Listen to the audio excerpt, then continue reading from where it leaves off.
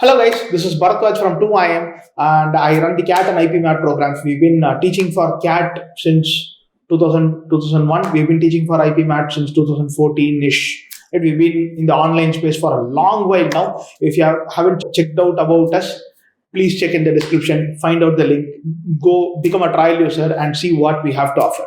In this video, we are going to discuss do's and don'ts for IPMAT and more broadly in your plus 1 plus 2, what are the things you must do, what are the things you must not do, slightly as an extension of preparing for IPMAT, right?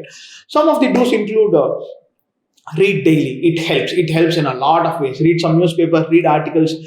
There's a link in the description that says Bharat's reading list. Please check it out. Read at least 1 or 2 articles, hand-picked, curated articles available at your disposal for free. So please check it out. Spend some time reading. It is super helpful because one, it improves your comprehension. Two, it makes you more aware of what is happening around, right? You know what is an NFT, you know what is a blockchain, you know what is happening with gig workers. So you understand, you pick up a lot of pieces over the course of a year where you read a lot of articles, right? Solve puzzles, right? It could be Sudoku, it could be Kakuro, it could be a bunch of similar simple puzzles, 2048, yellow, red. These are all names of puzzles, right? Even Minesweeper is a fantastic example. Keep solving them so that your brain stays sharp. Again, it helps in everything, not just IPMAT preparation. Consistency is one another super important thing. It is again super helpful.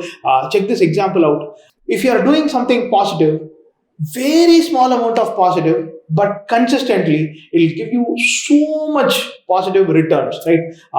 The example should give out that very clearly, right?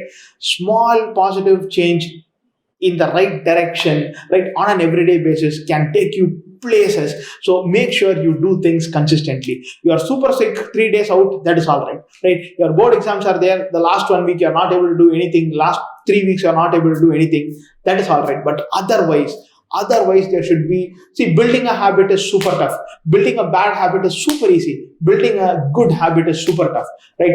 But if you want more out of your life, if you want to do more, if you think your child can't be average, your child should be above average. If you are aspiring for something more, I think you should also push your child in the direction of doing something even slightly more on a daily basis, on a regular basis. The consistency pays off a lot, right? So you keep doing these things. You prepare, you read a lot, you solve a bunch of puzzles, you keep doing this for a while. IPMAT exam is a cakewalk. Obviously, you have to learn some topics and remember some formulae and practice, take some marks. All of that is there. Right? If you're looking for a course, the link is available in the description. Please check it out. But all that being said and done, consistency is a super important factor, and that brings us to an end for the do's that we are wanting to talk about. Some of the don'ts that we wanted to really emphasize, especially to parents more than students, is that don't take a drop. Drop year is looked down upon in the corporate setting, right? If you're someone who says, hey, I have my own business and I'm willing for my child to take a drop and do something else, fantastic, go for it. But if you're more middle class and if you think at some point of time, your child will go to a B school or become part of the corporate.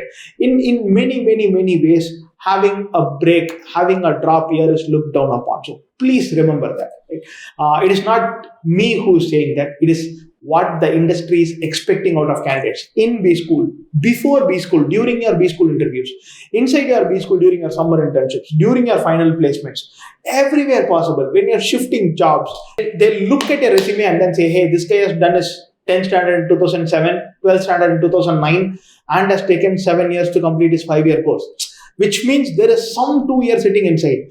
And many a times you don't even have, or your child does not even have the opportunity of explaining that, right? It could be some illness, it could be some gap before, and then he did complete his entire course in 5 years, but they don't know that. So they might think of it as, hey, I started my course, but you finished it 2 years later because you had a lot of arrears, right? So you need to have an opportunity to convey why you did something. And in many cases, we are running so fast that we don't give those chances to students who take drop. So as unkind it might sound to students who are willing to take 1 more year, 2 more year and prepare for something that they really want to. This is how the industry works nowadays. So definitely consider this while you're thinking about drop. The second don't that we really wanted to emphasize is don't sacrifice your board prep. Board prep is everything. Your 10th score and 12th score will come to haunt you at least until you're 30 years old. Right? Until then, whatever opportunities you're looking at, many places, lot of people are going to be applying for jobs and you're going to be filtered by some random variables. Those are not random variables. Those are your 10 scores and 12 scores. They are super important. So if you have a choice between should I do this or that, and one of them is +2 board exams, right? Don't sacrifice that for anything else. So your board exams are the most important thing. If you're thinking about IPMAT, you're taking up your IPMAT now and things don't pan out well, right? You can do your graduation, engineering, BCom, BSc, whatever, and then you can think about applying for CAT and applying for B schools. But if your 12th score is super bad, your chances are down for the IPMAT and for the CAT also, right? Wherever you go, your 12 scores follow. So don't give up on boards at any point of time. Board is one of the most important factors. Even if, let's say, you crack the IIT JEE, but your board scores are slightly low, you go to fantastic IIT and then you want to do an MBA, then your board scores will again come back to haunt you, right?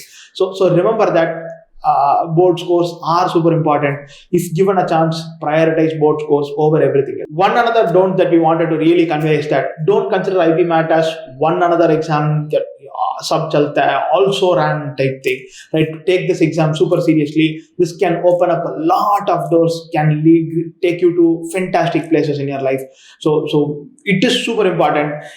The competition is high, but not as high as your CAT or IIT JEE or UPSC. Right now is a chance that you have. You should seriously consider this.